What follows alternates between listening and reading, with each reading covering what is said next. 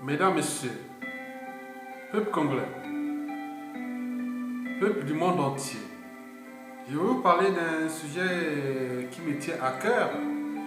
C'est celui du cynisme. Et c'est les raisons pour lesquelles je vais introduire un titre qui s'appelle Le dictateur Denis Sassou Nguesso. Êtes-vous cynique et pourquoi? Vous savez que le cynique ou le cynisme, c'est un adjectif qualificatif. Quelqu'un de cynique, c'est quelqu'un qui ignore délibérément les convenances, qui a des habitudes et des comportements contraires à la morale. La morale en termes du face-à-face entre le bien et le mal. Oui, quelqu'un de cynique, c'est quelqu'un qui agit sans état d'âme et souvent sans scrupule contre la dignité d'une tierce personne.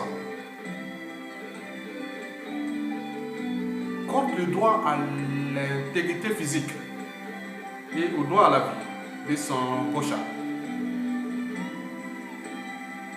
Mesdames, Messieurs, oui, quelqu'un de cynique, toujours le plaisir de ce qu'il fait au terme de son comportement, c'est-à-dire en faisant du mal aux autres, à l'autre ou aux autres.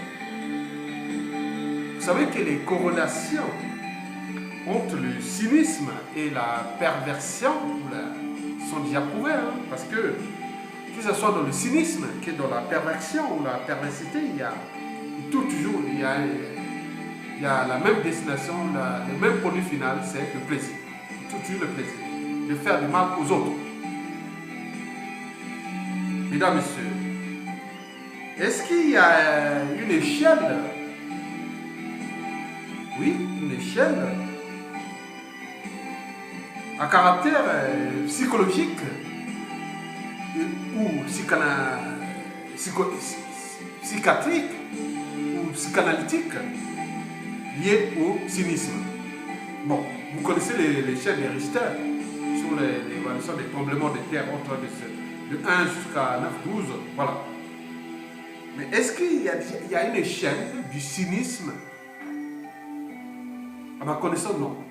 J'ai cherché à avoir du point de vue de tous les écrits sur la psychologie, la psychanalyse, la psychiatrie, autres. Il me semble qu'il n'y a pas d'échelle du cynisme. Donc, d'où l'enjeu de repenser au niveau des centres de médecine et de ces choses-là pour repenser le cynisme. Bon, par exemple, je vais vous donner 3 exemples simples. Le premier exemple, il y en a plein, on peut en faire des milliers. Le premier exemple est celui des coups et blessures volontaires. J'ai vu un mec frapper un gars, j'étais à mon Dieu. Il va les tuer. À chaque fois, le gars avait des sangs partout. Le gars pourrait partir par là, donc il donnait plus qu'il s'énervait. Moi je connais, c'était un soir, quelque part en région parisienne. Il y a eu un gaillard noir qui est venu et a dit, c'était deux blancs qui se battaient avec deux blancs et l'autre était plus petit. Il a saigné, ça saignait. Une autre noir là est venu, il a séparé il a séparé le gars qui était dedans. Mais j'ai vu ce jeune blanc là, il avait tout le sang. Il sort partout dans tout. Mais plus qu'il est. Il dit laisse-moi. Non, c'est comme dans les sacs mouvants. Le cynisme, c'est ce type-là de coups et blessures volontaires. L'application du cynisme en termes de coups et blessures volontaires, par exemple. C'est comme des sacs mouvants. Donc, plus vous agitez, plus, qu'est-ce que ça fait? Ça diminue la viscosité. Donc, vous enfoncez. Donc, il ne faut pas plaire. Avec un cynique, dans le cas de problème, si vous n'êtes pas capable de réagir, vous êtes mort. Mais si vous êtes capable de réagir, réagissez vite, n'attendez pas. Parce que lui-ci trouve le plaisir de vous faire du mal.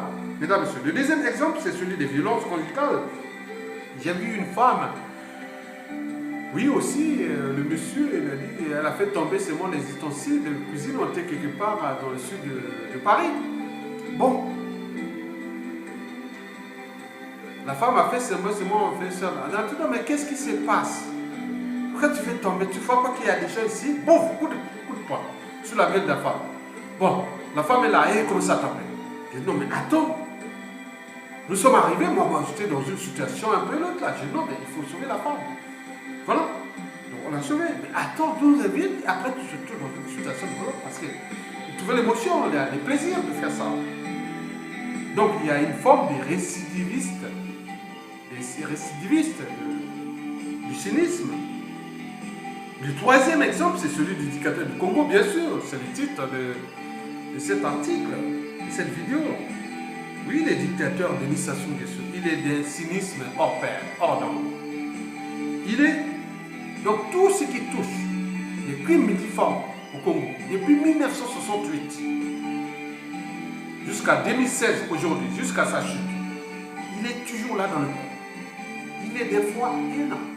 Il trouve certes du plaisir à côté. Mais les gens voient comment, vous avez accepté votre mentor, vous avez accepté, vous avez fait tout. Attends, calme. Mais derrière, il trouve du plaisir. Vous avez vu quand même à Kigali, en 2016, au moment où il bombardait les quartiers du Poul, où il y a des génocides dans le Poul, il était là à Kigali, il dansait. C'est un danseur. Hein. Mais on s'est dit, mon Dieu, vous êtes tenté de bombarder, soi-disant, votre peuple. Est-ce que vous aimez ce peuple? Est-ce que vous êtes ce peuple? Oui, bien sûr, que Sassou Nguesso aussi, on lui donnait les moyens de neutraliser toute l'Afrique noire. D'abord, à l'échelle du Congo, il le fera. Hein. Il est là, des incidents. Voilà. On ne sait pas la catégorie qu'on peut les situer. Il est à l'échelle de combien? 9, 10, 11, 12? On ne sait pas.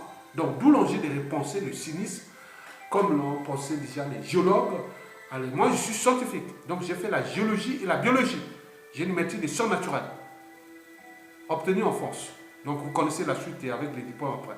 Donc, ce n'est pas prenez ça au sérieux. Mesdames, Messieurs. Donc, la quatrième définition du cynisme, donc je pense que le cynisme ou le cynique, c'est une forme de psychopathie et de sociopathie. Donc, nous sommes en face, donc quand on parle du cynisme ou du cynique, nous sommes en face donc des sociopathes et des psychopathes.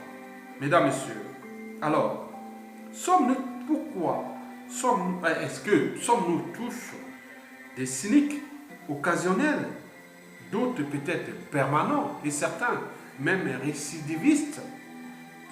Alors, pour répondre à ça, il faut que les psychologues, les psychanalytiques et aussi les psychiatres, tout ce qui touche la médecine comportementale, puissent déjà établir l'échelle du cynisme, comme l'ont fait les géologues sur l'échelle de Richter. Parce qu'il y a des coups, ça donne, c'est cynisme, c'est plus la perversité, vous connaissez. Bon, donc il faudra intégrer les neuroscientifiques, les psychologues, les psychanalytiques, les psychiatres, les biologistes, les biochimistes, et autres. Il faut mettre tout ce monde-là pour les comprendre avec des exemples qui sont déjà là. Et c'est un peu d'évaluer le cynisme à l'échelle de tout ce qui s'est passé. Tueur en série, sans état d'âme, tout ce qui s'est passé dans le temps. Parce que le futur, c'est souvent le passé anthropologique et puis qu'on ignore. Mesdames, Messieurs, bon, le cynisme pour moi n'est pas lié à la désolidarisation de l'individu ou la désocialisation de l'individu face à la société ou autre. Oui, parce qu'on a des familles, on a pu voir dans le cas du cynisme, des familles très éduquées, très instruites, très riches et autres. Même d'ailleurs dans les familles riches. C'est là où on trouve parfois des grands sinistres. On a vu par exemple le pilote, un officier canadien qui tueur en série alors qu'il avait toutes les conditions. En France ici, il n'y en a pas beaucoup dans la politique, là. Que ce soit les socialistes, les républicains aujourd'hui, l'extrême droite, l'extrême gauche, autres, il y a plein de cyniques. on ne se rend pas compte. Ils ne sont pas soignés. Il faut savoir, il faut mettre les outils pour les détecter, même en politique. Il ne suffit pas d'avoir les conditions d'éducation ou avoir de bonnes manières pour s'affranchir du cynisme. Donc ils sont là, les cyniques. Ils sont partout, dans toutes les couches sociales. Du clochard au milliardaire. Mesdames, Messieurs. Oui, pourquoi cela? Pourquoi le cynisme? Bon, pour comprendre ça, il faut voir les cas des maladies génétiques, par exemple. Bon, bien sûr, qui sont liés au sang, la reproduction. Donc, c'est le chromosome X qui donne le sexe. Mais à côté, il y a 22 paires de chromosomes autosomiques. Je ne veux pas rentrer dans les détails des sciences, parce que sinon, ça va vous effrayer. Je vais trouver le juste équilibre pour donner des informations un peu plus élémentaires pour que vous puissiez comprendre. Vous avez le sang. Vous êtes un individu. Vous allez rencontrer une femme ou un mec. Voilà, vous allez faire des enfants. En faisant des enfants, vous savez que c'est pas comme ça. C'est à l'infiniment petit, les chromosomes dans le sang. Donc nous avons 46 paires de chromosomes. Donc, mais quand il y a des anomalies, il peut y avoir 45, 41, 46, 47, et voilà. Donc on a vu que dans certaines familles, il y a des gens qui sont petits, ils sont grands, d'autres intelligents, d'autres les gens ils sont beaux, voilà. Donc c'est l'expression de nos gènes. On a pu par exemple voir des familles, moi j'ai été dans une famille, elle dit non, chez nous c'est pas, on n'a jamais vu un enfant dans notre famille, dans notre histoire familiale, on n'a jamais vu un enfant aussi violent et turbulent, autre. Mais non, mais bien sûr, quand ils ont fait les tests génétiques, non, la mère avait été chez nous. Ça venait pas de ce père, ça venait d'un autre individu. Donc la question du sang est importante qui est liée à la génétique. En fait, le sang que nous voyons, l'individu que je suis, bon, nous avons des gènes. Nous avons 30 000 gènes. L'individu, l'humain est composé de 30 000 gènes. Donc ces 30 000 gènes induisent des mentalités, des habitudes, des comportements qui font de nous l'être humain. Aussi notre santé et autres. Voilà. Mesdames, Messieurs, je reviens à la question, pourquoi certaines personnes ou certains individus sont programmés occasionnellement ou de manière permanente ou même récidivistes au cynisme. Oui, au cynisme attitude, j'appelle, pour y répondre à cette question. Au cœur de ça, je reviens toujours à la science, parce que ne vous effrayez pas. Je ne vais pas aller en détail. Je ne vais pas vous faire un cours de génétique, ni d'endocrinologie, encore moins de biochimie. Parce que si on peut comprendre ça, on rentre dans la biochimie génétique et endocrinologie. Vous pouvez voir les portefeuilles. Mais je ne vais pas rentrer dans les cours de détail de la biochimie génétique et endocrinologique. Mesdames, Messieurs, ou voir anthropologique. Il y a des lignées familiales. Voilà, je ne vais pas faire d'abordage de certaines lignées familiales pour ne pas heurter la sensibilité. Mesdames, Messieurs, bon, vous savez que, comme je vous l'ai dit tout à l'heure, les gens se rencontrent, s'aiment, se reproduisent, ils font des enfants, mais on a vu que dans certaines lignées familiales, il y a des belles femmes quand même. Hein? Les gens sont beaux, il y a d'autres qui sont belles, il y a des gens intelligents, faibles, autres. Bon, donc, c'est action-réaction. On rencontre avec des gens qui ont des gènes ou des trucs politiques qui créent des trucs qui nous font rêver. Voilà, on est d'accord. Bien sûr, on a pu voir un monsieur et une femme vraiment moches, laid ou un top modèle ou un beau mec. Bon, donc c'est des lignées antérieures, autres. Donc on est dans le sang. Voilà, vous allez comprendre. Je vais parler dans les détails. Oui. Bon, bien sûr, comment cela se passe? Oui. Pour rentrer là, nous devons rentrer d'abord au cœur des 5 sens. Toutes les informations que vous écoutez là au moment, ça rentre par les 5 sens. Les yeux, là, les oreilles, les yeux, le nez, la bouche, la peau, par les poils. Il n'y a rien à faire. Toutes les informations arrivent là par là, pour rentrer dans l'ordinateur, qui est le cerveau. Donc, c'est l'expression de nos gènes, de nos sensations. On a des sensations pour d'autres femmes, il y a des gens qui ont des sensations. On voit qu'il y a des gens qui ont, quand on voit une belle femme, attendez, on voit, qu'elle soit de quelle race, oui. On se dit, ah putain, il y a quelle émotion. On reste là dans les sensations, d'autres n'ont pas ces sensations ou des émotions comme ça. C'est tout l'expression de ces gènes. Donc, nous sommes ici au cœur des prédispositions génétiques sur des lignées individuelles ou familiales. Bon, mesdames, messieurs, je repose la même question. Pourquoi certains individus sont-ils prédisposés au cynisme, attitude, et d'autres non? Oui, au cœur. Donc nous devons rentrer au cœur du cerveau. Voilà. Si vous avez un cerveau, restez avec moi. Si vous n'avez pas le cerveau, zappez. Zappez, arrêtez. Moi, je vais rentrer au cœur du cerveau. Même pas de détails. Parce qu'il y a beaucoup d'émotions sur autre. Je ne vais pas rentrer en détail, sinon ça va vous effrayer. Mesdames, messieurs, bon, je vais parler d'une molécule. Vous avez entendu parler de cette molécule. Quand il y a la maladie de Parkinson, on voit les gens tombent. Les gens tombent, c'est la dopamine. Mais il a d'autres fonctions. Tapez sur Internet la dopamine, Google ou autre moteur de recherche. D'autres. Ne pas monopoliser Google ou autre. Bon, tout le monde a le même niveau de création. Tapez la dopamine. Vous allez comprendre qu'est-ce que c'est la dopamine. Vous savez que la dopamine est le précurseur de l'adrénaline. La sensation, c'est une sensation. Mais c'est toute une chaîne qui commence haut. C'est dans notre cerveau là. Attention, c'est chaud, hein? Mais la dopamine, que ce soit ces hormones que vous avez, ils sont fabriqués d'abord par les gènes qui induisent la fabrication de ça. Il peut y avoir des perturbations, d'où toutes les maladies métaboliques ou hormonales et autres. C'est tout ça, c'est perturbé. Donc, je reviens sur la dopamine.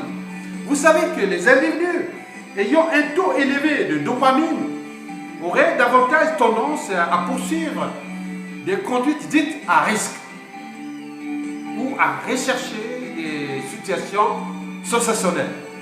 Eh bien oui, la fabrication de la dopamine est liée à la biogénèse des catécholamines. Ah mon Dieu, c'est ça. Vous avez dit dopamine, adrénaline, in, les catécholamines, tout ce qui in. C'est comme le phénol. Vous connaissez, all. Voilà. Donc là, les dopamines. In. La dopamine.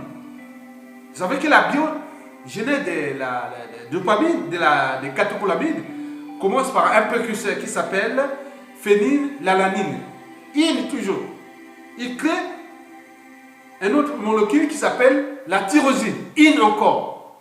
Après, la dopa. Bon. La fait, c'est une explication. Il y a beaucoup de choses derrière. Après, la dopamine.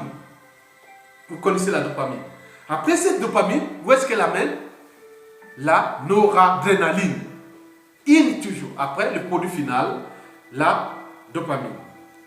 Oui.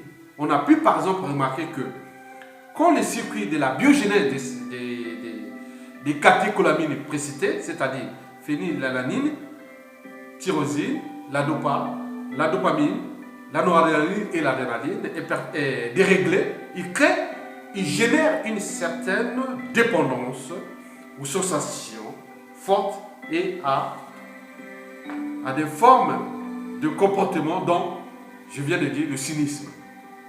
En tout, c'est du plaisir. Mesdames, messieurs.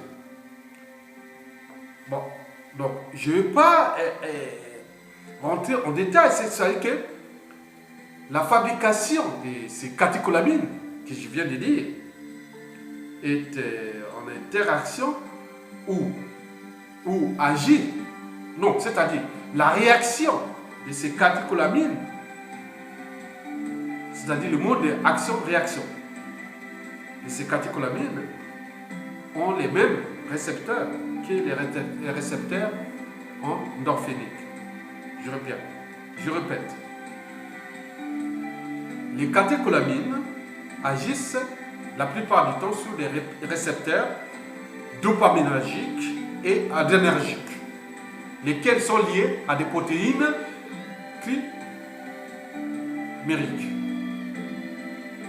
Et ces protéines et toutes ces interactions agissent sur les mêmes récepteurs qui sont liés aux récepteurs des endorphines.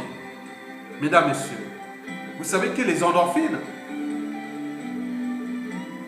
sont des opiacés endogènes, c'est-à-dire produits par notre sympathique cerveau.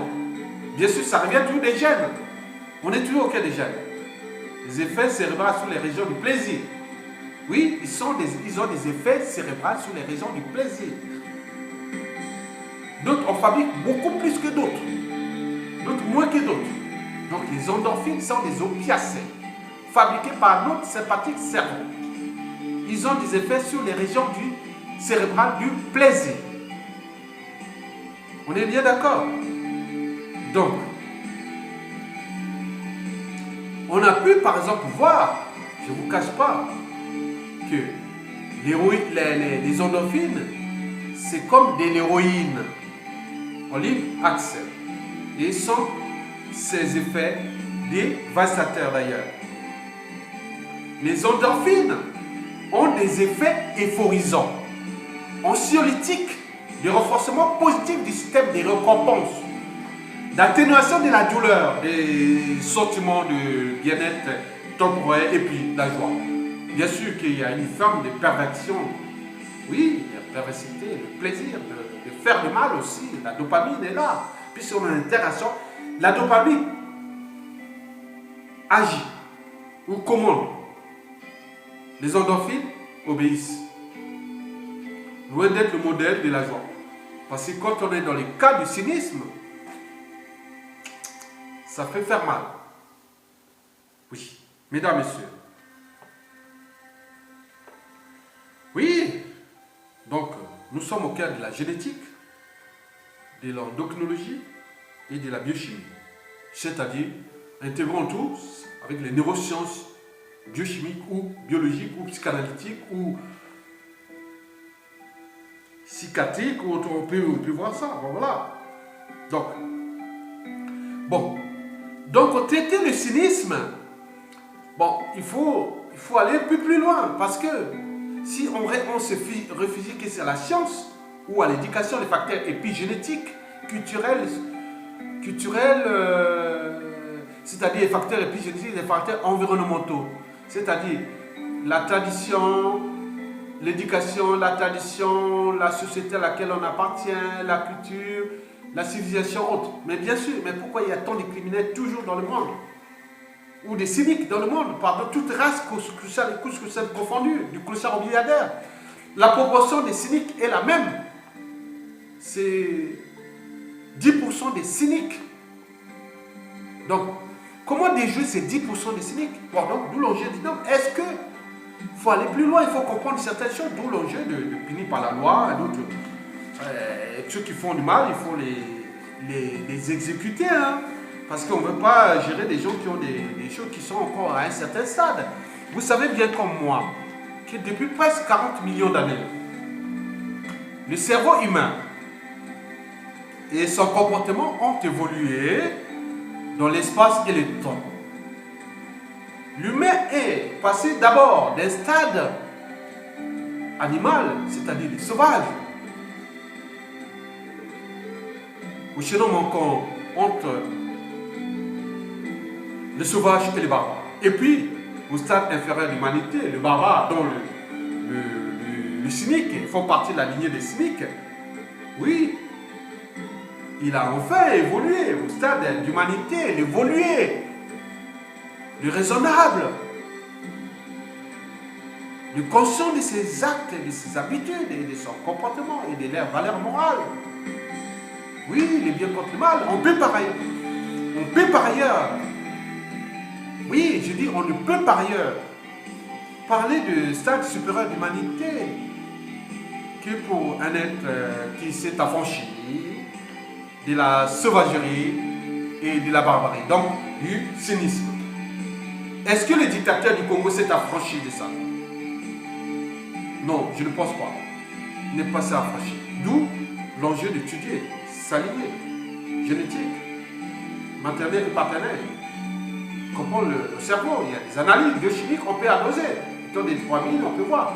Et interpréter ça par rapport à les lignées, parce qu'au sein de la lignée, des lignées des stations vaisseaux, il y a encore beaucoup de cycliques qui sont là. Parce que ça se transmet du sang. Si station vaisseau a transmis ses gènes, donc il y a beaucoup. Dans la lignée, il y a un pourcentage de Congolais. Parce qu'en plus, Sassou Nguesso a battu le record au Congo. Par exemple, il aurait couché avec près de 1000 femmes congolaises. Sans oublier d'autres races. On parle aujourd'hui de 3000 femmes qu'il a dû coucher, Sassou Nguesso. Noir, blanc, jaune, autres. Avec les cargaisons de bétail humain sexuel qu'il a dû faire. Donc l'enfanté est plein. Hein. Il continue encore là. Bon, donc, je pense que l'idée du civilisé peut être interprétée sur différents aspects. Humaniste, amoureux, philosophique, politique, socio-économique, culturel, écologique, oui, l'enjeu de demain, et sociétaux sur différents échelles. D'ailleurs, en 1795, après la Révolution française, dans l'esquisse d'un tableau de progrès de l'esprit humain de Condorcet, l'idée du civilisé désignait les progrès accomplis par l'individu dans une nation ou société donnée. Il fut possible de passer de la barbarie à l'état des droits, des citoyens, des civils ou des civilisés, quels que soient les droits positifs en vigueur, ou les autres facteurs locaux, tels que la tribu, l'ethnie, la nationalité ou la religion. Oui. Je conclus que nous ne pouvons repenser le cynisme sans intégrer le stade d'évolution, les dimensions anthropologiques, la science, la génétique, l'éducation, et puis. Mesdames, Messieurs, je vous remercie.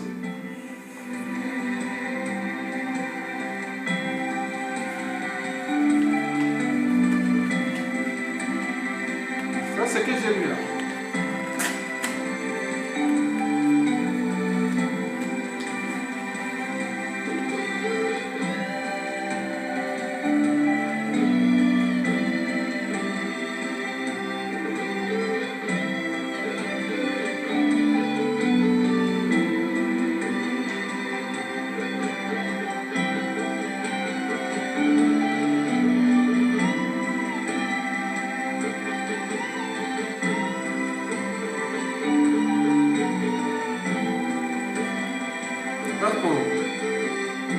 Ça, c'est le résumé de tout ce que j'ai fait.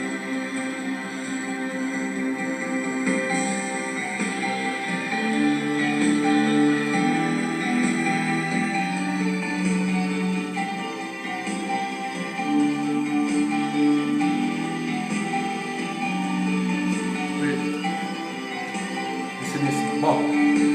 Allez, bisous. À plus.